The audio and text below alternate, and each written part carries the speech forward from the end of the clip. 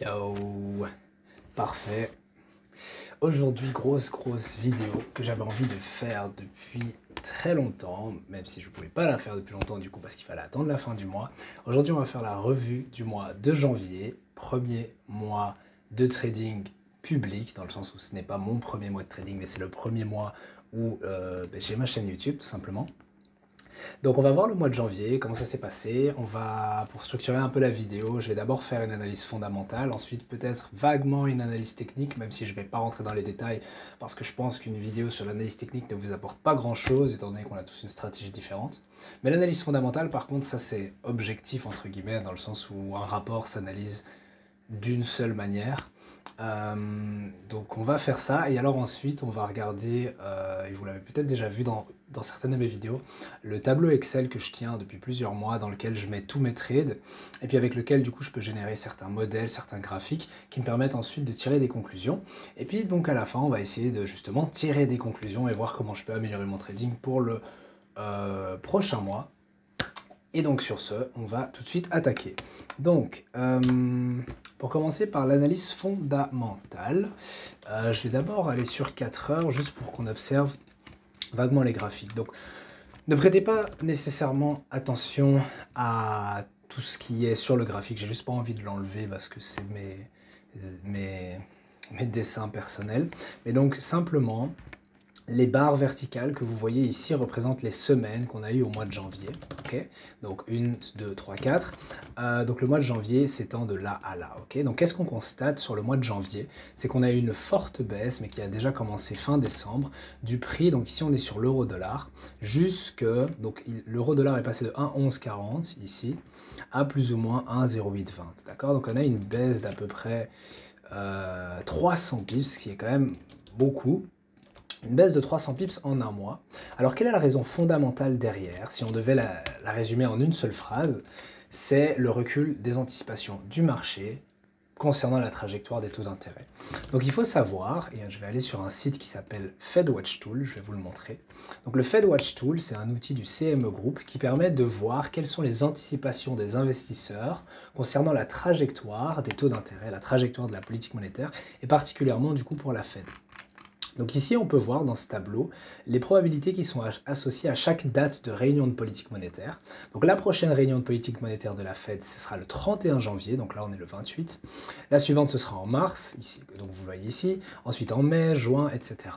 Donc la question, c'est de savoir, parce que vous le savez peut-être, mais actuellement, donc on est dans un environnement de taux d'intérêt élevé, et la Fed a implicitement annoncé que c'était la fin du cycle de hausse de taux d'intérêt.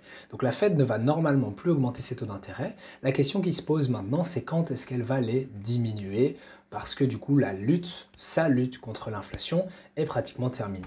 Et donc ici on a les probabilités qui sont anticipées par le marché par rapport à ces baisses de taux d'intérêt. Donc ici vous voyez ease, ça veut dire baisse, no change c'est pas de changement, et hike c'est une hausse de taux. Donc vous voyez que pour tous les mois on est à 0% au niveau des hausses de taux d'intérêt, parce que comme je l'ai dit, le cycle de resserrement monétaire est terminé. Par contre, on voit quand même qu'entre ease et no change, il y a des hésitations, étant donné que les pourcentages varient d'un mois à l'autre. Donc, comment lire le tableau? Ici, on voit que par exemple pour le mois de mars, il y a 47% de chances que la Fed diminue ses taux et 52% de chance que la Fed laisse ses taux d'intérêt inchangés. En gros, il y a une chance sur deux. Donc pour ce mois-là, pour le mois de mars, il y a des hésitations. Par contre, les investisseurs sont pratiquement convaincus que si la Fed ne réduit pas ses taux au mois de mars, elle va d'office le faire en mai. Donc ça, c'est la manière dont on lit ce tableau-là. Ce qu'il faut savoir, c'est que cette ligne-ci, donc qui est pour un recul des anticipations des taux d'intérêt, une baisse des taux d'intérêt en mars, au début du mois de janvier, donc fin décembre, début janvier, on était sur du 80% et plus d'anticipation. Et là, on voit que du coup, ces anticipations ont reculé à 47%, même 48% si on arrondit. Donc, qu'est-ce que tout ça, ça veut dire? Ça veut dire que là où au début du mois de janvier, les investisseurs s'attendaient à une première baisse des taux d'intérêt de la Fed en mars, maintenant, ils s'attendent à une première baisse des taux de la Fed, non plus en mars, mais en mai. Donc c'est ça que j'appelle le recul des anticipations du marché. Alors c'est quoi l'impact ensuite sur les graphiques? Toutes ces probabilités, c'est que pour le dire très simplement, s'il y a un recul des anticipations, ça veut dire qu'on s'attend à ce que les taux d'intérêt soient en territoire restrictif, donc à des niveaux élevés pendant une période prolongée, une période plus longue. Donc ça va soutenir le dollar et les rendements qui réagissent positivement aux politiques monétaires restrictives. J'espère que vous avez suivi. Donc les rendements, c'est quoi? C'est ceci. Donc ici, on a le rendement par exemple à 10 ans, c'est l'un des rendements qu'on peut observer pour évaluer la trajectoire de la politique monétaire. Donc par exemple ici on voit que ça c'était, j'ai entouré, Fed plus ECB MP Decision, c'est donc la décision de politique monétaire de la Fed et de la BCE. Ce qui s'est passé en décembre, c'est que la Fed a sous-entendu dans son communiqué de politique monétaire lors de la conférence de presse que on était à la fin du cycle de resserrement des taux, et aussi elle a suggéré qu'elle pourrait baisser 3 fois ses taux d'intérêt en 2024, alors qu'avant elle avait suggéré qu'elle allait les baisser que 2 fois. Donc en gros, ça a été interprété par les marchés comme étant une décision de politique monétaire relativement accommodante, ce qui a du coup pesé sur le dollar et les rendements, c'est la baisse que vous voyez ici. Et depuis du coup ce jour-là, le jour des décisions de politique monétaire de la Fed en décembre, les investisseurs ont commencé à anticiper une baisse des taux en mars.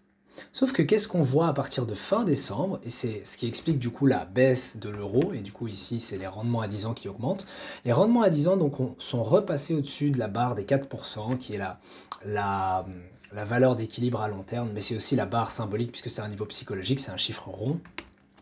Mais donc les rendements sont remontés au-dessus de la barre des 4%, et c'est justement parce que les investisseurs ont commencé à se dire attendez, peut-être qu'on s'est un peu trop précipité, une baisse des taux d'intérêt en mars, c'est peut-être trop tôt, surtout, et je vais expliquer compte tenu de quoi, parce que qu'est-ce qui a fait que les investisseurs se disent ah attendez, c'est peut-être pas mars, c'est pour mai, il y a des raisons économiques derrière.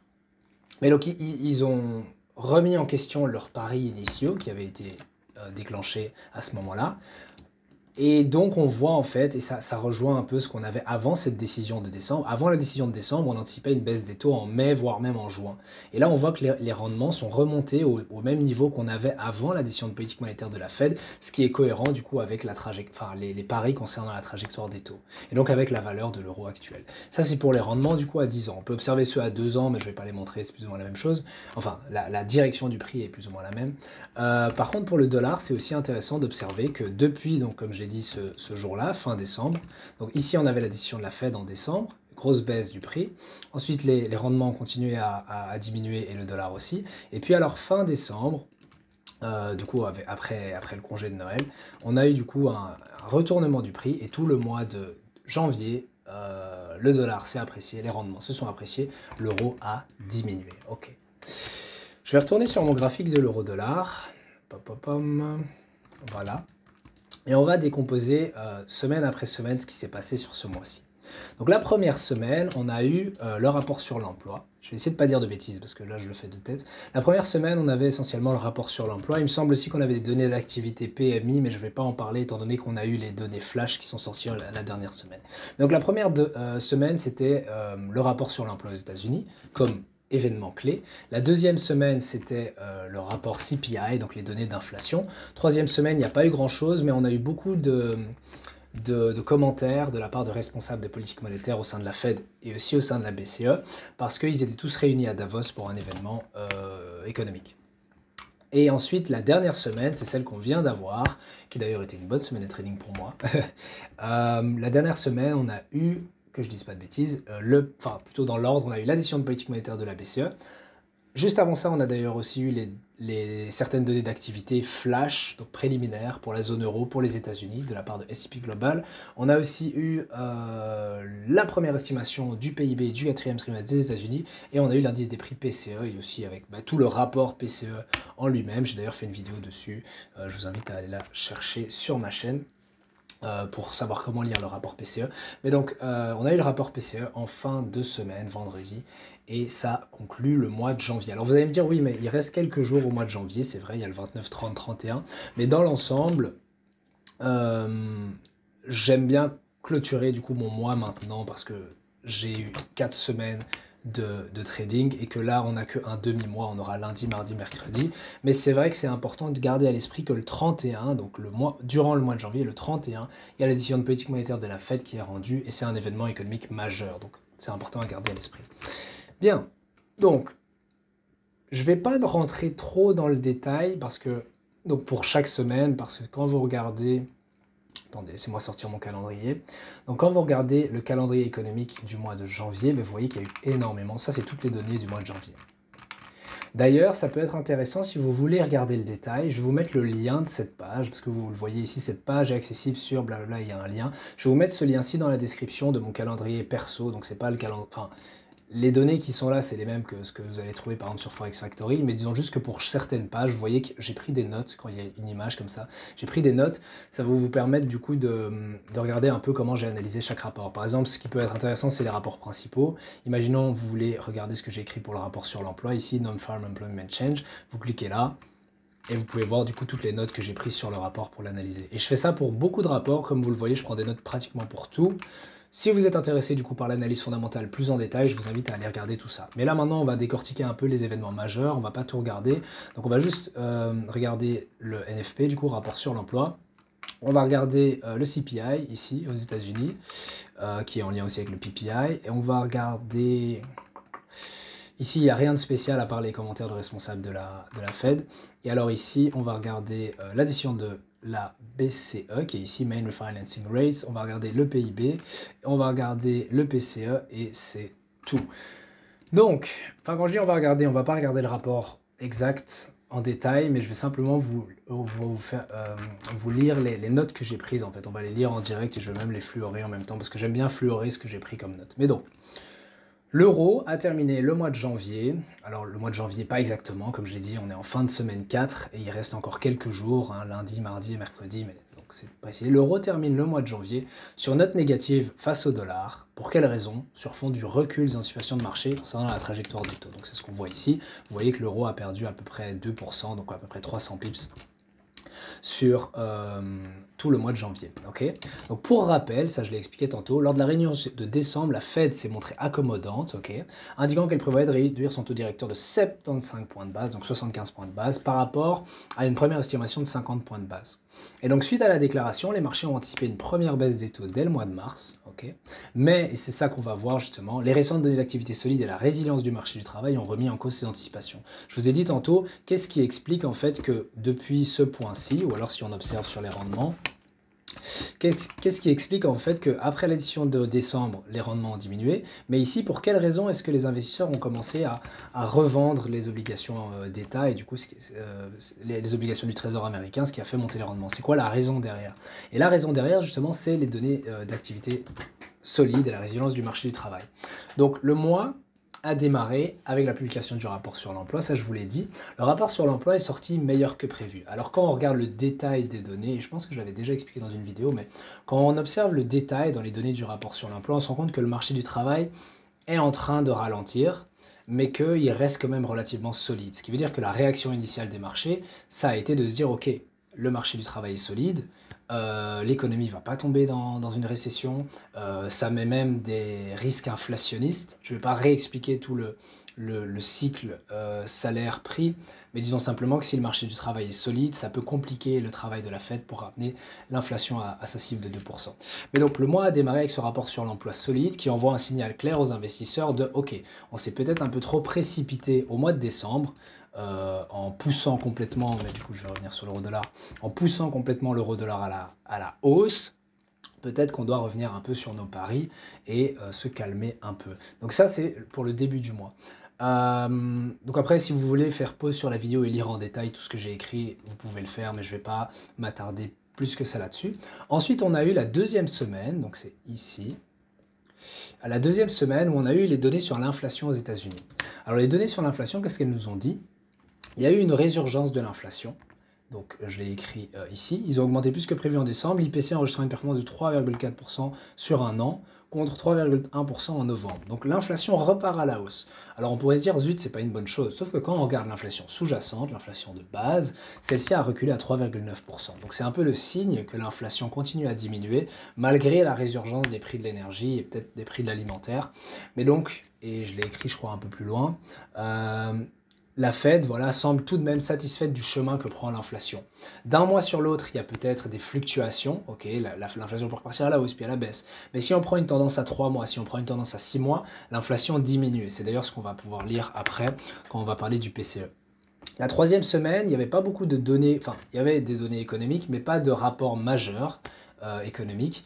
Et donc, en l'absence d'annonce économique majeure, du coup, on a écouté les discours des responsables de politique monétaire qui étaient réunis à Davos. Et donc, on a eu tout un tas de commentaires assez restrictifs, dans le sens où le discours général qui en ressort, c'est on ne va pas baisser les taux d'intérêt tout de suite, vous devez repousser vos anticipations concernant les réductions de taux. Et c'est ce qui s'est passé, du coup on a observé aussi, donc c'est la 3e semaine ici, un recul de l'euro sur base du coup de l'appréciation du dollar et du recul des anticipations du marché. Donc d'ailleurs ici les anticipations étaient toujours aux alentours des 80%, donc on a commencé la semaine à 80%, de Paris pour une baisse des taux en mars. Si je me souviens bien, ça a diminué vers 60 et des pourcents, c'est remonté à 75-80%, ensuite c'est retombé dans les 60 et des pourcents, et puis ici sur la fin de semaine, on tournait autour des 50%. Et donc on voit vraiment que l'euro a suivi, enfin c'est plutôt l'euro a évolué par rapport au dollar, et le dollar a évolué par rapport au rendement, qui eux-mêmes ont évolué par rapport aux anticipations du marché concernant la trajectoire des taux. Mais donc vous voyez que toutes ces choses-là sont liées. Je pourrais aussi parler du marché action, ou bien encore d'autres marchés, mais disons, retenez simplement que une devise ne bouge pas toute seule. Il y a toujours des raisons fondamentales derrière, de la macroéconomie, il y a une économie réelle derrière qui fait bouger l'action des prix. Bref, je continue. Où est-ce qu'on en était? Voilà. Finalement, donc le mois s'est achevé avec la décision de politique monétaire de la BCE, donc c'est sur cette semaine-ci. On a eu la décision de politique monétaire de la BCE et deux indicateurs majeurs aux États-Unis qui étaient le PIB et le PCE. La décision de politique monétaire de la BCE, elle est assez simple, il n'y a pas eu beaucoup de changements. Elle a maintenu ses taux inchangés, tout en signalant que l'inflation devait continuer son repli en 2024, et que l'économie, la croissance économique devrait rester, si pas négative, en tout cas plus ou moins à 0%, quoi. Morose, atone, appelez ça comme vous voulez. Christine Lagarde aussi, lors de la conférence de presse, et ça c'est important à le dire, a refusé de commenter les scénarios d'anticipation des marchés, alors qu'elle avait dit la semaine avant à Davos que, et ça j'en souviens très bien, elle avait dit du coup qu'elle envisageait peut-être une baisse des taux d'intérêt vers juin, mais en même temps elle avait aussi dit avant ça qu'elle n'envisageait pas de baisse de taux avant plusieurs trimestres. Mais donc plusieurs trimestres, ça sous-entend au moins 2 trimestres, donc ça veut dire pas de baisse avant juillet. Enfin bref, il y a un peu de confusion à ce niveau-là, mais on peut se dire que le consensus au sein de la BCE, c'est pour une baisse des taux aux alentours de l'été. Mais donc ça nous envoie comme signal clair que les marchés anticipent de manière beaucoup trop agressive des baisses de taux, et ça pourrait d'ailleurs, mais j'en parlerai pas dans cette vidéo, mais suggérer un retournement de l'euro à la hausse dans les semaines ou les mois à venir. Mais ça c'est encore autre chose. Donc ça c'est pour la décision de la BCE. Du côté des États-Unis, on a eu le PIB qui a augmenté énormément, et ça je vais vous montrer les chiffres directement. Les marchés s'attendaient à une hausse du PIB de 2%. Si vous avez du mal avec tout ce qui est données, etc., je vous invite à aller regarder mes vidéos sur l'analyse fondamentale, j'en ai déjà fait plusieurs, dont une justement il y a quelques jours, pour lire le PIB, les PMI et le PCE. Donc si maintenant vous avez du mal à interpréter les données, je vous invite à aller voir cette vidéo qui va vous expliquer comment lire les rapports et comprendre les données et leur impact sur l'économie. Mais donc, dans cette vidéo, je disais d'ailleurs que je m'attendais à une augmentation plus importante que prévu du PIB, et on voit que du coup il n'a pas augmenté de 2% comme ce qui était prévu, mais de 3,3%, ce qui est énorme, mais que l'indice des prix, donc le déflateur du PIB, a quand même ralenti, donc il y a les pressions inflationnistes dans l'économie qui diminuent, et elles ont diminué plus que prévu. Donc c'est un signe encourageant, et si maintenant on regarde, et ça je vais vous le montrer parce que c'est important, si vraiment on prend le rapport du PIB dans son détail, Advanced GDP, Latest Release, c'est cette publication-ci, on va dans Related Materials, Full Release and Tables, et c'est en page 4, enfin c'est la table 4, 2, 3, 4, donc table 4, en gros c'est les indices de prix relatifs au PIB. Donc on voit ici qu'il y a le PCE qui est tombé à 1,7%, donc sous la barre des 2%. Mais ce qui nous intéresse encore plus, c'est l'indice de base, donc qui exclut les prix volatiles comme ceux de l'énergie ou de l'alimentaire. Et on voit que du coup le PCE ici, donc le Personal Consumption Expenditure, indice des prix, bien évidemment, parce qu'on est sur le tableau des prix, qui exclut du coup la nourriture et l'énergie, est tombé à 2%. Enfin, pas tombé du coup, parce au trimestre précédent, il était aussi à 2%. Mais donc, ça fait 2 trimestres consécutifs que l'indice PCE de base s'établit à 2%. Pour rappel, l'objectif d'inflation de la Fed, c'est 2%. Donc là, on a un indicateur qui nous dit directement que l'inflation s'est établie en moyenne à 2% sur les 2 derniers trimestres de l'année, ou en formule autrement, sur les 6 derniers mois de 2023. Donc c'est un très bon signe pour dire peut-être que le travail de la Fed dans sa lutte contre l'inflation est terminé. Et ça rejoint aussi ce que je disais dans une précédente vidéo, peut-être, sûrement, probablement, qu'on va voir la Fed diminuer ses taux d'intérêt avant la BCE, et c'est ce qui me fait penser que dans les semaines et les mois à venir, on va voir l'euro se retourner à la hausse et entamer une tendance, ou poursuivre plutôt sa tendance haussière qu'il avait entamée au mois de décembre. Mais bon, on n'est pas sur une vidéo d'analyse technique, mais juste, voilà, je dis ça comme ça. Peut-être que plus tard on pourra revenir là-dessus si ça se produit. Si ça se produit pas, ben, j'aurais juste eu tort et c'est pas grave. Mais donc voilà, ça c'est pour le PIB. Et alors pour ça je vais pas en parler. Pour le PCE du coup, je sais pas où je l'ai noté. Petit instant. Ok, je l'ai pas noté, mais c'est pas grave. Mais donc c'est en fait ce que je viens de vous expliquer, c'est que le PCE, du coup, donc l'indice des prix PCE, a ralenti plus que prévu. Et donc ça donne des raisons à la Fed de baisser ses taux plus rapidement que prévu. Mais malgré ça, et je l'ai noté ici, voilà, certains économistes affirment que l'inflation de base est déjà conforme à l'objectif de la Fed, même si l'activité solide du quatrième trimestre, donc ce qu'on a vu dans le PIB, remet en cause la possibilité d'une baisse des taux de la Fed en mars. Et donc on a vu en début de semaine aussi que les PMI étaient assez solides aux États-Unis, que le secteur manufacturier du coup avait été repassé au-dessus du niveau 50 pour l'indice PMI. Après c'est l'enquête de S&P Global, c'est pas l'enquête de ISM du coup. Peut-être attendre les données d'ISM qui seront publiées la semaine prochaine, il me semble, qui seront un peu plus légitimes. Mais ça n'empêche qu'on a déjà un indice de la santé de l'activité aux États-Unis et que les États-Unis se portent bien et ils sont assez résilients. Ils vont probablement éviter la récession et peut-être même avoir ce qu'on appelle un soft landing. Mais bon, tout ça veut dire que la Fed diminuera ses taux plus tôt que la BCE. Mais et oui, et surtout que comme la Fed est pour l'instant plus solide, en fait, il y a ces craintes en fait que son travail doive être plus long. Mais les dernières données qu'on a eues par rapport à l'inflation, notamment avec le rapport PCE que je vais vous montrer ici, on voit que l'indice des prix PCE a ralenti à 2,9% en rythme annuel pour l'indice de base et s'est maintenu à 2,6% pour l'indice global. Évolue à 0,2% d'un mois sur l'autre, ça c'est le rythme auquel la Fed aimerait voir l'inflation évoluer pour revenir à sa trajectoire de taux. Donc tout ça en fait, ce que je veux dire en français, c'est que c'est des bons signes. Des bons signes pour le travail de la Fed de lutter contre l'inflation. Et donc, ça explique deux choses. La première, donc ça explique le recul ici de l'euro, mais du coup c'est lié au recul des anticipations du marché. Mais ça explique aussi que l'euro va probablement rebondir à la hausse dans le mois qui arrive, parce que même si l'activité et le marché du travail sont très solides aux États-Unis, ce qui donne des raisons à la Fed de garder sa politique restrictive longtemps, les prix sont sur une trajectoire très positive. Positive, pas dans le sens les prix sont élevés, mais dans le sens positif pour la Fed dans sa lutte contre l'inflation. L'inflation diminue rapidement et est sur la bonne voie. Donc ça pourrait donner des raisons à la Fed, même si elle n'a pas encore signalé de baisse de taux en tant que telle, ça pourrait donner des raisons à la Fed, ou ça pourrait donner des raisons aux investisseurs d'anticiper un pivot de la Fed et le début d'une politique accommodante. Bref, j'espère que vous avez plus ou moins suivi tout ce que je viens de dire. Mais donc c'est globalement, j'ai essayé de le faire en mode rapide, un peu résumé, c'est globalement les raisons pour lesquelles l'euro a diminué ce mois-ci. Maintenant, je ne vais pas rentrer, comme je l'ai dit en début de vidéo, dans les détails de l'analyse technique, mais juste ce qui est intéressant à se dire, c'est que ayant tout ce biais fondamental à l'esprit, et encore une fois, ce n'est pas quelque chose qu'on apprend sur le moment même, c'est quelque chose qu'on pouvait déjà anticiper à la fin du mois de décembre. À la fin du mois de décembre, certains économistes commençaient déjà à se dire « Ok, on a été trop vite sur les paris concernant des baisses de taux, les marchés ont priced in des baisses de taux beaucoup trop agressives, il faut qu'il y ait un recul de ces anticipations pour assainir ce que les taux d'intérêt que les marchés anticipent et les taux d'intérêt que la Fed prévoit. Et c'est ce qu'on a observé, en fait, ce rééquilibrage entre les données, les anticipations du marché et les anticipations de la Fed. Et ce rééquilibrage, du coup, a permis à l'euro de baisser. Ce que je veux dire par là, c'est que c'était anticipable. Après, c'est pas parce qu'on a la direction du prix, donc on pouvait le savoir à l'avance que l'euro allait baisser durant le mois de janvier. Mais c'est pas parce qu'on a la direction du prix qu'on va trader correctement. Et c'est là où je vais en venir, du coup, à la revue de mon mois, d'un point de vue, au niveau, je vais vous montrer mon tableau Excel, c'est que, et je vais me mettre en grand pour ça, tu auras beau avoir la bonne direction du prix, avoir le bon biais fondamental, bref, avoir raison sur où est-ce que le prix va aller et d'où il va partir.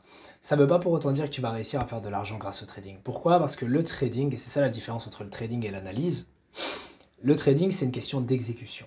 Ça veut dire qu'à la fin de la journée, on s'en fiche que que tu aies eu raison sur la direction du prix et oh j'ai dit que le prix allait faire ça et ça et ça et alors les gens ils vont limite même commencer à poster, genre parfois on voit ça sur des stories, regardez j'avais raison blablabla, ok cool mais est-ce qu'à la fin de la journée tu as fait de l'argent? C'est juste ça qu'on se pose. Parce que si ton but c'est d'avoir raison, tu es analyste. Si ton but c'est d'être trader, on s'en fiche que tu aies raison, tu dois juste faire de la thune, genre littéralement. Bref, malheureusement, je suis meilleur analyste que trader, et on va le voir du coup maintenant, parce que du coup mon mois de janvier a été négatif. Attendez, hein, je vais juste vous sortir le tableau. Voilà, donc ce tableau-là, vous l'avez sûrement déjà vu, je vous l'ai montré dans plusieurs vidéos. Si vous regardez mes revues des semaines, parfois je le montre. Et donc vous voyez que le mois de janvier a été négatif et qu'il a commencé avec une énorme, oh, je fais une bêtise, avec une énorme période de drawdown où j'ai enchaîné 1, 2, 3, 4, 5, 6, 7, 8, 9 pertes consécutives, ce qui est énorme. J'en ai parlé pour ceux qui me suivent sur Instagram, mon pseudo est dans la description si vous voulez aller voir, mais j'en ai parlé dans les stories sur Instagram que j'étais en train de faire face à une grosse période de drawdown, que c'était compliqué, et le pire c'est que c'était même pas sur le plan personnel que c'était compliqué, ce qui veut dire qu'il y a certains traders qui dans la vie ont des moments difficiles et du coup laissent entre guillemets leurs émotions impacter leur trading. Imaginons qu'ils font face, je sais pas moi, à une période de deuil ou à n'importe quel événement difficile de la vie, alors leur trading va en pâtir et souvent ils vont avoir des mauvaises performances de trading. Mais pour ma part, ça n'a rien à voir, dans le sens où, ben, en tout cas je pense pas, ou alors je m'en suis pas rendu compte, mais je pense pas que ma vie personnelle s'est détériorée particulièrement, justement, elle était même plutôt bonne. Donc je me suis posé la question, bah tiens, pourquoi j'étais dans cette période de drawdown, etc. Cette période de drawdown, et c'est pour ça d'ailleurs que cette chaîne YouTube est géniale, parce que le fait de pouvoir échanger avec vous, de lire les commentaires, de répondre, de parler avec certains d'entre vous me permet d'apprendre beaucoup plus vite que si j'étais tout seul. Et l'importance d'une communauté d'ailleurs en trading est énorme. Je m'en étais pas rendu compte au début, mais avoir des personnes qui sont dans le même parcours que toi, avec qui tu peux discuter et du coup parler de ta stratégie, parler des problèmes que tu rencontres et eux du coup peuvent te donner des solutions, ça a énormément de valeur. Bref, c'est pour ça que je suis vraiment impatient de mettre en place mon Discord d'ailleurs, mini parenthèse. Et donc du coup cette période de drawdown n'était pas liée à des problèmes dans ma vie personnelle, mais plutôt du coup à des problèmes de trading directement, une mauvaise manière de trader. Ce que j'ai appris ce mois-ci, je dirais, c'est deux choses essentielles. Et je suis vraiment content parce que ça me permet vraiment d'améliorer mon trading pour du coup les mois à venir. La première chose que j'ai apprise, c'est que ma plus grande erreur en trading, c'est le FOMO. Le FOMO, qui est du coup en français la peur de manquer une opportunité, c'est ma plus grande erreur en trading. Pourquoi? Parce que la majorité du rouge que vous voyez là, en fait, c'est des positions non pas qui étaient simplement des perdants, parce que ma stratégie implique des perdants, forcément, avec un ratio de victoire et de défaite, non. C'était pour la plupart des perdants, parce que j'ai exécuté des positions trop tôt, sans avoir de signal sur les marchés, parce que j'avais peur de manquer une opportunité, donc je voulais à tout prix participer à l'action des prix, et du coup je me suis juste fait stop out. Ça c'est la première chose que j'ai apprise. La deuxième chose que j'ai apprise aussi, c'est ce qu'on appelle la gestion des drawdowns. Alors ça peut paraître bizarre pour certaines personnes de dire mais what, comment tu... Enfin, ça semble évident une gestion de drawdown. Jusqu'à présent, je n'avais aucune gestion de drawdown. Pourquoi? Parce que mon risque était tellement faible. Il faut savoir que je risque 0,5% de mon capital par trade, alors que la plupart des personnes risquent 1 à 2%.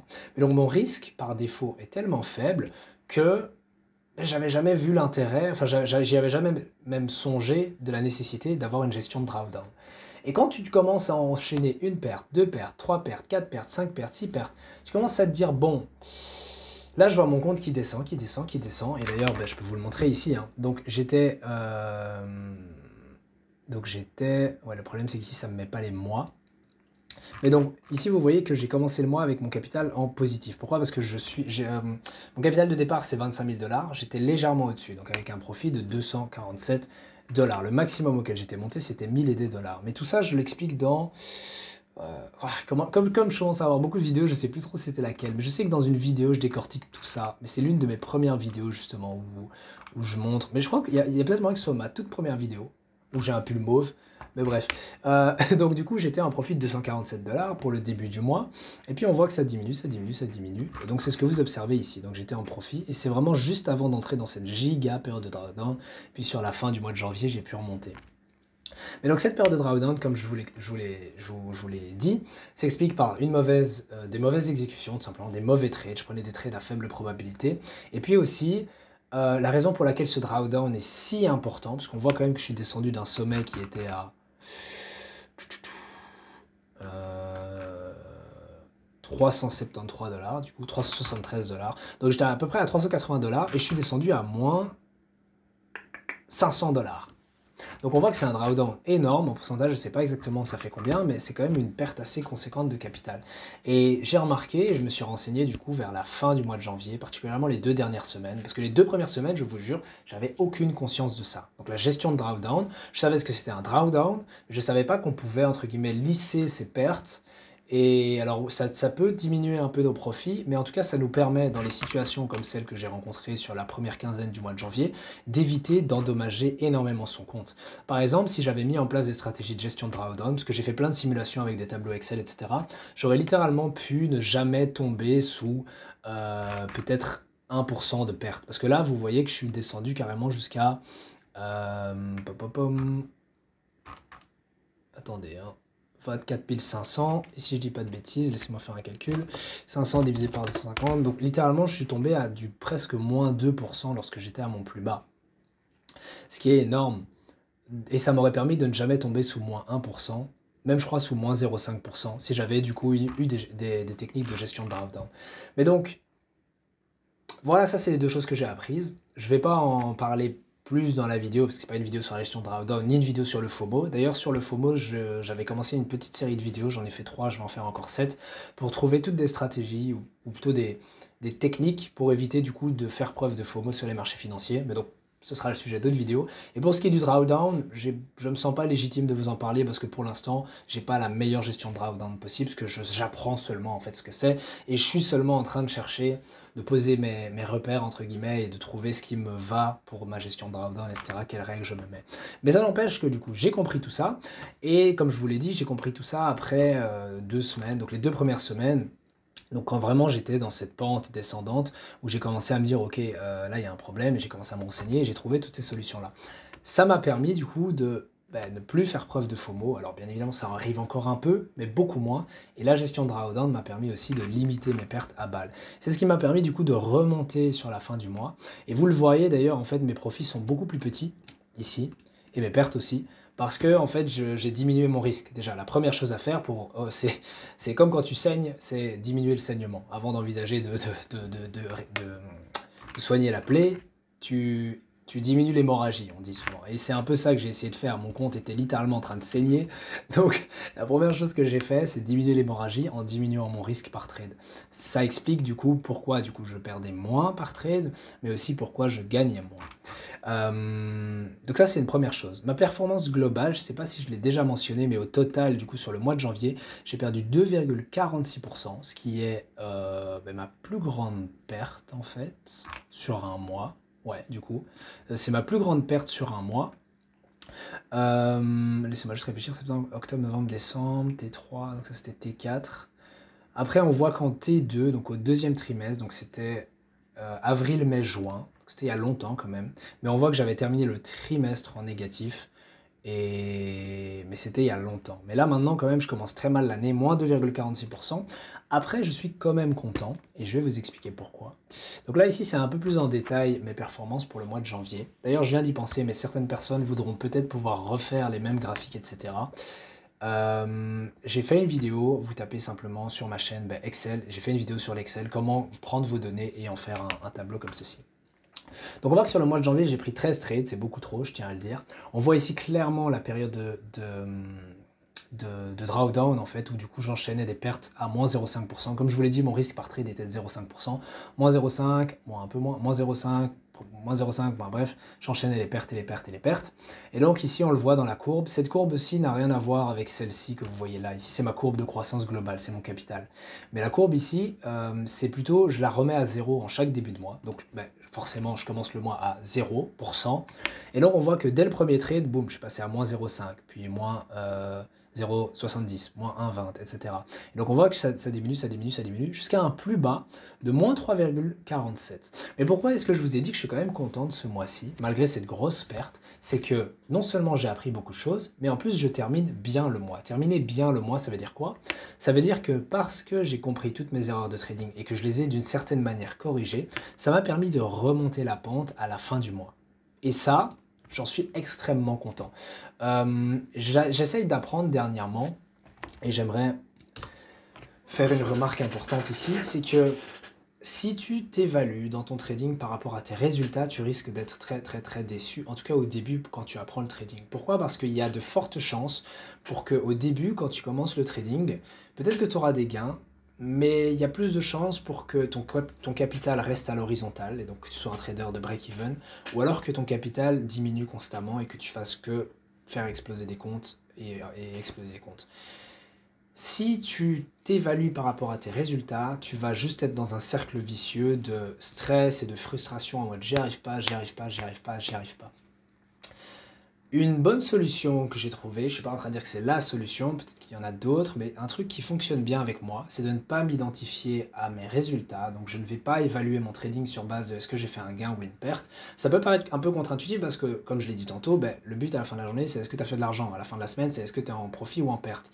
Mais j'essaye quand même de ne pas m'évaluer par rapport à ça parce que je ne suis pas encore un trader pro qui est rentable.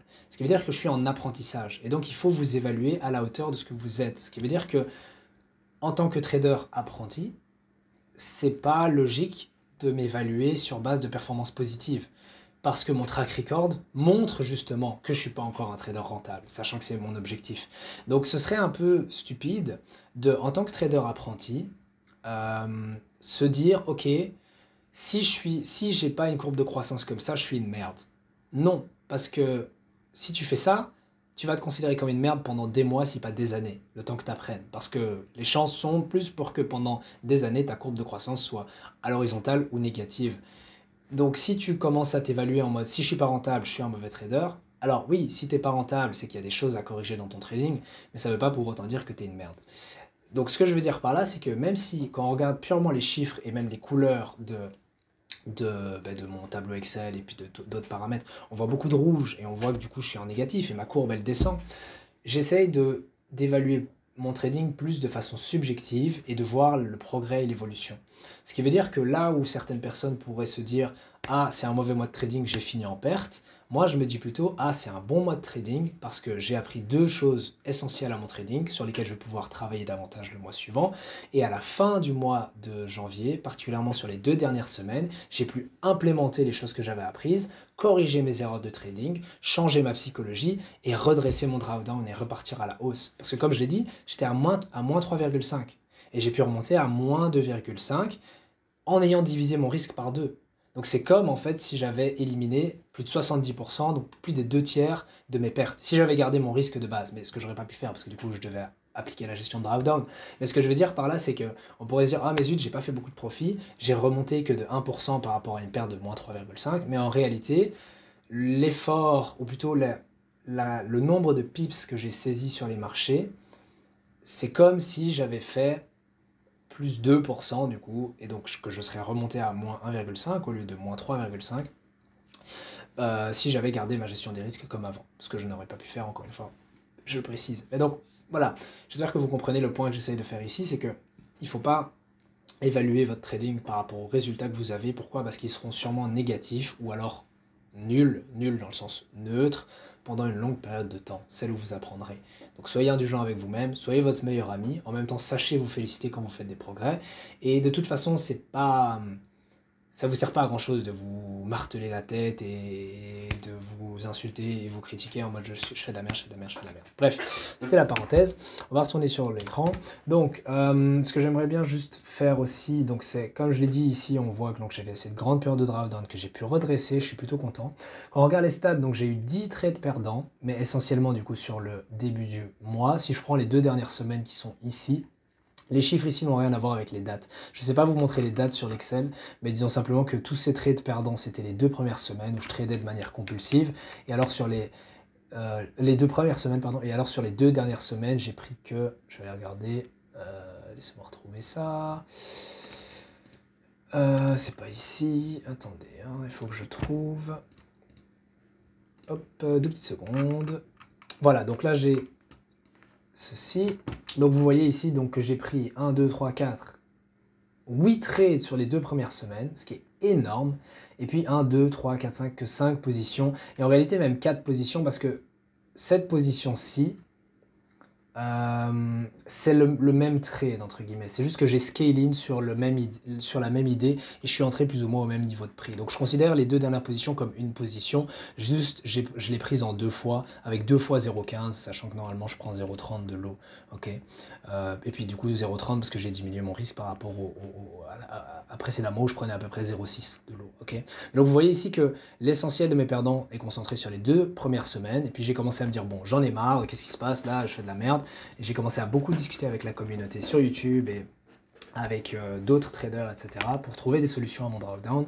Et du coup, ça m'a permis de mettre en place des solutions concrètes et puis de redresser un peu mon trading sur la fin du mois. Donc c'est ça que je voulais dire ici. Que donc les 10 trades perdants sont concentrés sur le début du mois et qu'au final, en fait, si par exemple, et c'est ça aussi, comme je l'ai dit, il faut faire attention quand vous évaluez vos performances. Si je regarde sur tout le mois de janvier, ben, je suis en négatif.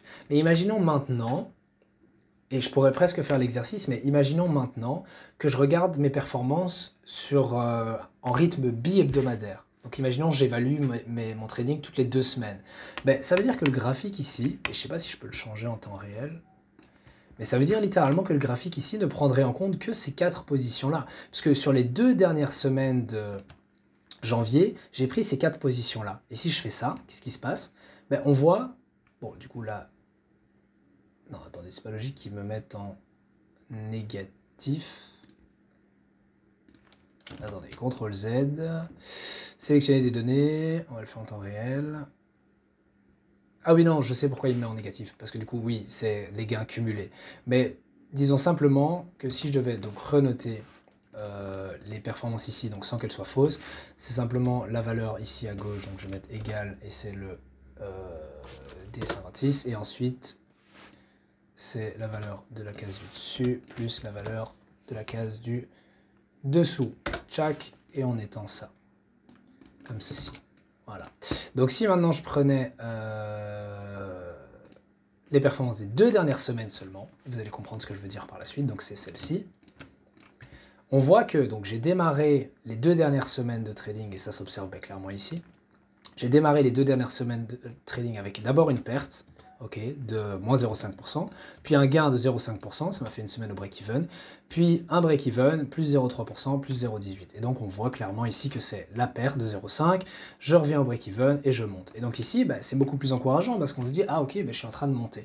Et donc c'est ça aussi que j'essaye de vous expliquer, c'est qu'il faut faire très attention avec votre manière d'interpréter les données, parce que vous les interprétiez d'une semaine à l'autre, d'un jour à l'autre, d'un mois à l'autre, d'un trimestre à l'autre, d'une année à l'autre, vous aurez des résultats différents qui vont vous donner des informations différentes. Par exemple, si on regarde tout ça, ça peut un peu nous décourager en trading, mais après quand on regarde par exemple les performances trimestrielles, ben on se dit ah ok, bon je peux pas calculer du coup pour le trimestre 1 de l'année parce qu'il me faut encore les 2 mois de février et de mars, mais si on regarde par exemple ici, ben, je vois que ma performance trimestrielle va vers le haut, donc ça me rassure, ça m'encourage. Et même chose ici, quand on regarde ma courbe de croissance, je me dis ok, j'ai été en drawdown, mais j'ai réagi à partir du moment, et je vous jure que quand je suis tombé genre aux alentours de 24 500 de capital, j'ai commencé à me dire bon là il y a un problème, je suis à mon plus bas depuis l'ouverture de mon compte, alors que enfin il y a un problème, et j'ai vraiment eu un déclic dans ma tête en mode bon, faut que je me bouge, et j'ai cherché des solutions, et après j'ai vu en fait que je faisais de la merde en trading, enfin pas tout le temps, mais parfois je faisais n'importe quoi, et que du coup ça m'a valu beaucoup de pertes et d'erreurs stupides et inutiles. Mais bref, j'espère que vous avez compris ce point. Je vais juste remettre ça comme ceci, voilà.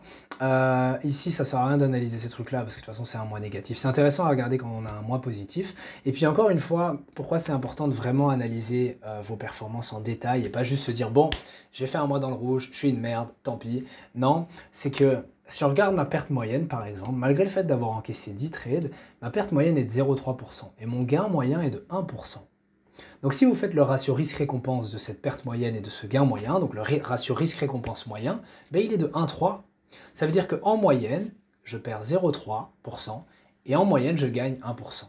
Donc ça veut dire qu'en moyenne, je gagne 3 fois plus que ce que je ne perds. Et donc ce genre de stade vous permet un peu de vous rassurer, de vous dire, ok, en fait, ça va.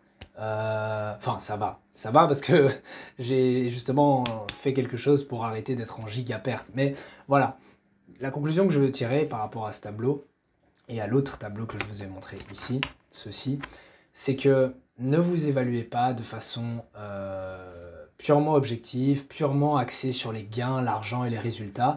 Évaluez-vous en termes de progression, ok? Ce qui compte vraiment, et je l'avais déjà dit dans la précédente vidéo, mais souvenez-vous que ce qu'on essaye d'accomplir ici, c'est pas juste « Oh, j'ai envie de flip un compte et de faire un max de thunes en un mois et puis d'arrêter ». Non, ce qu'on essaie de faire ici, c'est de devenir trader professionnel, d'en faire un métier, de pouvoir en vivre littéralement et que plus tard, quand on nous demande « Tu fais quoi dans la vie ?» vous puissiez dire « Je suis trader professionnel à temps plein, c'est mon revenu principal. » Et voilà, c'est ça l'objectif. Et donc, il faut avoir conscience que ça prend du temps, c'est pas quelque chose qui se fait en quelques mois, ça prend souvent plusieurs années, et pour être réaliste, il faut peut-être 2, 3, 4, 5 ans pour réussir à être rentable en trading.